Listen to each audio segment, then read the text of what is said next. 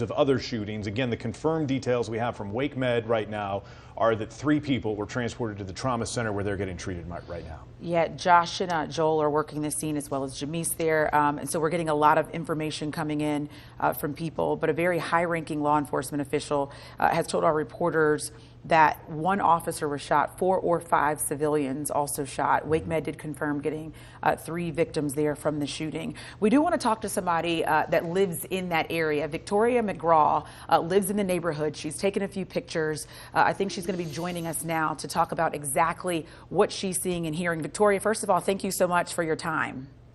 Oh, thank you for having me. Thank you. Kind of set the scene for us. We've seen a lot of aerials, you know, our reporters a little distance from the scene. Kind of set the scene. You went outside, you encountered officers. What are you seeing and hearing? A lot of police activity. Honestly, I was actually in the house with my child, my oldest child, and we were hearing a lot of sirens, and it was kind of like alarming because it was more than a couple, like more than, oh, we're just handling something, you know, small around the neighborhood. And they just kept coming in, and we kept hearing them. And then the most alarming part had to be my youngest daughter. She's with her dad, and he was calling me like, what's going on? And he was seeing a flood of police officers coming in. And then that's when I kind of was outside, and I was like, okay, what's going on? There are police officers up and down the street. Again, you know, some of the pictures that I sent were more of like there was an officer with a rifle in his hand, and you could tell he was trying to, I guess, like you said, target or try to trap somebody into somewhere or to an area, because he was waving to other neighbors to go in their house. So everybody was being waved to go in their houses.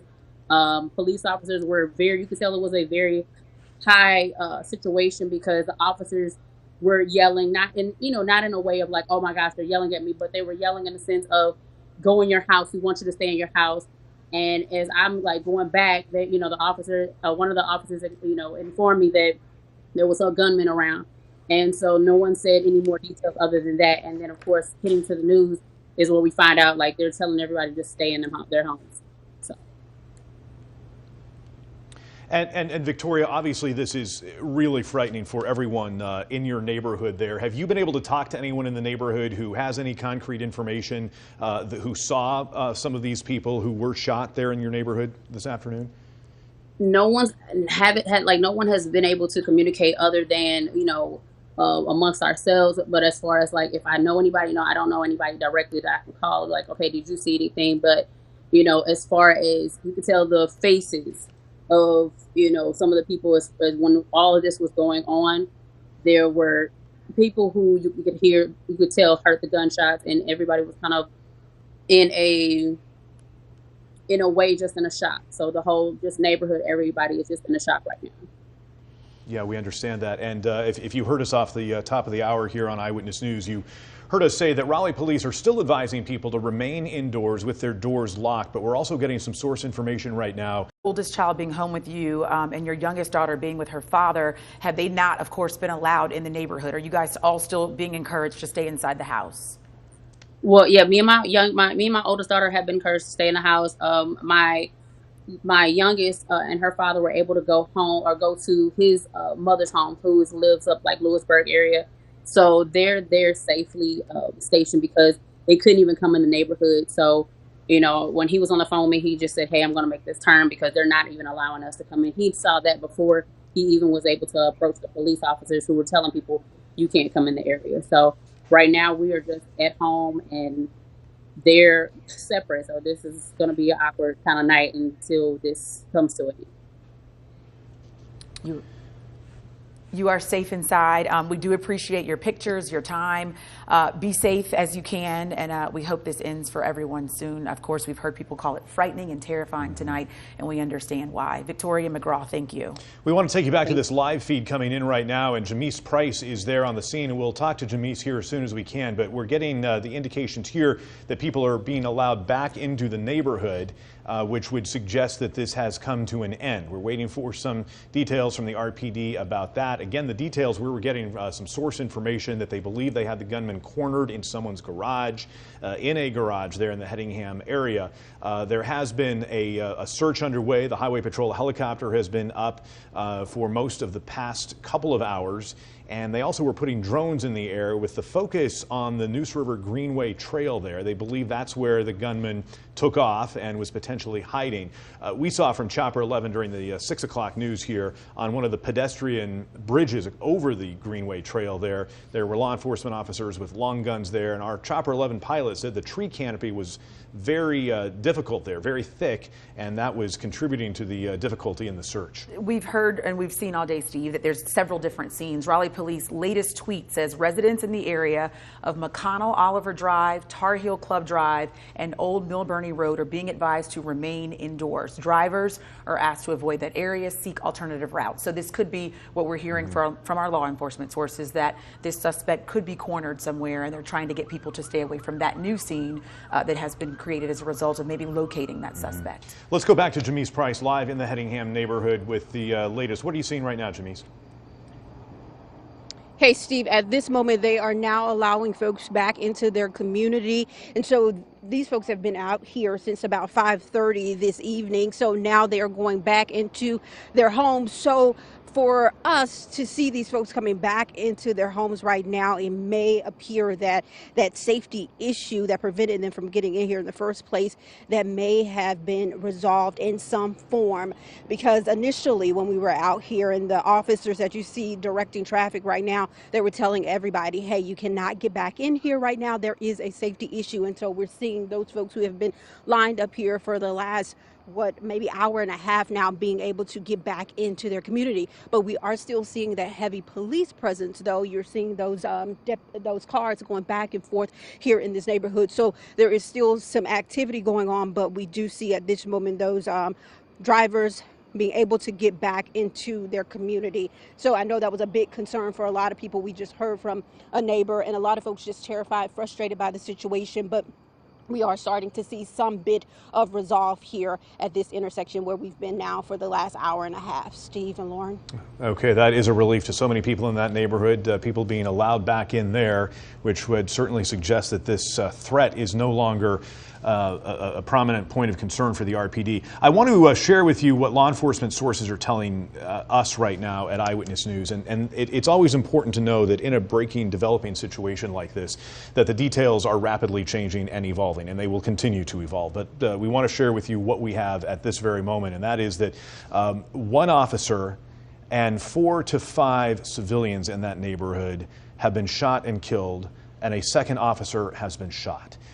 So obviously that is an absolutely tragic update as we are trying to piece together from our sources in the law enforcement community here in Wake County, share with you exactly what we know at this moment. We do know that Wake Med confirmed at least 3 people were admitted into their trauma unit. Josh Chapin has made his way over to Wake Med now. That's the hospital closest to that area. Josh, what can you tell us? Well, Lauren, this is the level 1 trauma center in the area. So with an incident, active shooter incident like this, we just knew that this would be the place that any victims, individuals would be brought. When we were driving in here on New Bern Avenue, we saw a couple of ambulances, including a Johnson County ambulance, screaming by here and making the left turn onto New Bern Avenue. We've also seen Raleigh police cars sort of crisscrossing the intersection. If my photographer Bob can go into exactly it might be a little bit hard to see because it's dark now, but the front of Wake Med, you can see the sheer number of police officers. I see a Wake County Sheriff's Office deputy out there. I've seen a number of Raleigh police officers here. But again, just sort of a lot of commotion out here. The thing that was most noticeable was those Raleigh police officers crisscrossing New Bern Avenue here, and you also kind of noticed it when we were driving in down 440. Again, just a very active hospital here. It's hard to tell at this point how many people were transported to the hospital. Sources are telling me somewhere in the area of 3 to 4. Don't know at this point how many of those have made it, so still trying to work my sources to figure out exactly what the situation is in here. Clearly a chaotic situation for all the nurses and doctors here. You get another update from Wake Med, we'll bring that to you. Stephen, Lauren, back to you for now. And Josh, let's just talk through, you as you say, you're working your sources, and let's just go through that information that a high-ranking law enforcement official has shared with you I just mentioned to you the information that we're getting in here to Eyewitness News, and you're the one who is in touch with your sources. So let's get this directly from you, what you were hearing.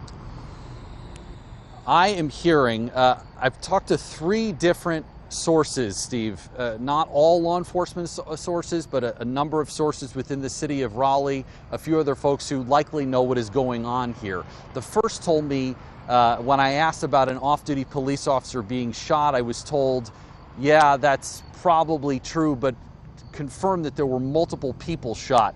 Another source heard from a Raleigh police officer that there was an off-duty officer shot, but the most concrete information I got this afternoon was that this was some sort of an active shooter incident.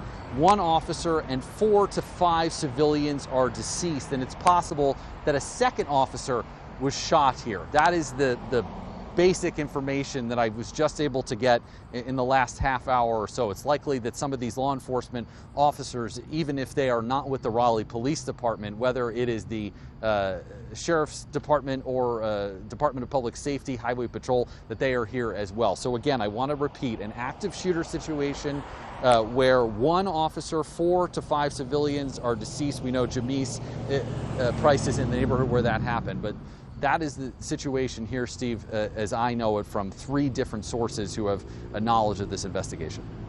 And Josh, we will add that our reporting also indicates from sources that a second police officer has been shot as well. So we're working to find out what their condition is, the people who have been shot, who are there at WakeMed. So still, again, the caveat is the details are coming in. We are working to confirm those with as many sources as we can and share with you what we know as this continues evolving. Josh, we'll check back in with you. We know Governor Cooper recently tweeted, and we have that tweet for you. I have spoken with Mayor Baldwin and instructed state law enforcement to provide assistance responding to the active shooter in East Raleigh. State and local officers are on the ground and working to stop the shooter and keep people safe. So that was a tweet from the governor about 18 minutes ago. And again, the source information we have coming in from several different sources, from several of our reporters working their sources, is that what was described as a teenage gunman with a long gun has been cornered in a garage there in the Hedingham area.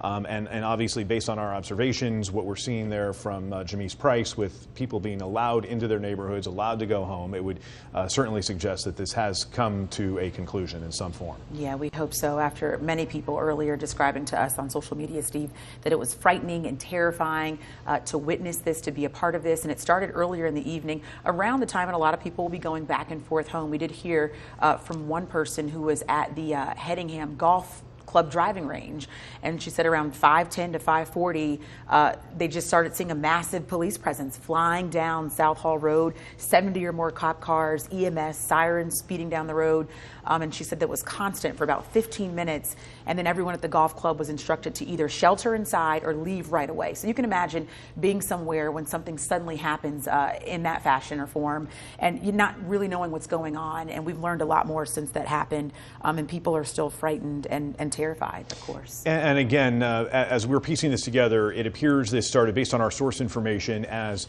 a Raleigh police officer on the way to work who confronted this teenage male gunman with a long gun along the Neuse River Greenway Trail. And that's when that officer was shot. That appears to be the starting point of what has been described as an active shooting situation in the Hedingham area. From there, it appears several other people were shot as well.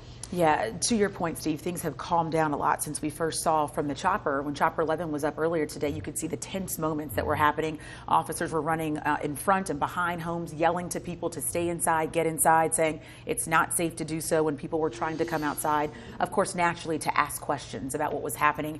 And we did see a lot of focus on that white car there, both doors open, passenger and driver's side, and we noticed that it appeared that the windows had been shot out. And that's when we were hearing earlier from RPD that it was an active shooting investigation happening in the neighborhood. And as you see, obviously the sun has gone down, and that's why we're showing you this video from Chopper 11 earlier in the evening. You can see a number of different homes there where there's crime scene tape up. And what our chopper crew initially said, it appeared there were 4 crime scenes, and then they went back and were kind of sizing things up, and some things were sort of merged together, and they were trying to make sense of it. And they came back and said that it appears that there were 3 large crime scenes there in the Hedingham area. That white car you see there, that is one of them. But as you can see there, as you're seeing this edited video from Chopper 11 earlier, that there is really in block after block a number of different crime scenes there, which obviously is helping us now piece together and help us understand how many people were shot in different areas of the Hedingham neighborhood.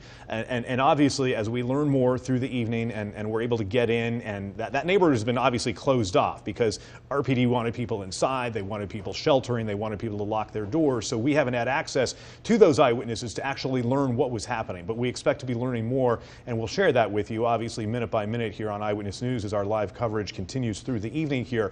But it will be obviously a critical point in understanding how this active shooting situation evolved, who was shot, when and where, and what exactly was happening. We obviously know it was positively terrifying, and it will be certainly interesting to hear how this unfolded there. We do know that RPD has put a temporary flight restriction over this entire area as they continue this investigation tonight. So it seems, you know, from their latest tweet, RPD encouraging people in a certain neighborhood, again, we'll run those neighborhoods through McConnell Oliver Drive, Tar Heel Club Drive, Old Mill Bernie Road, are being advised to remain indoors. So that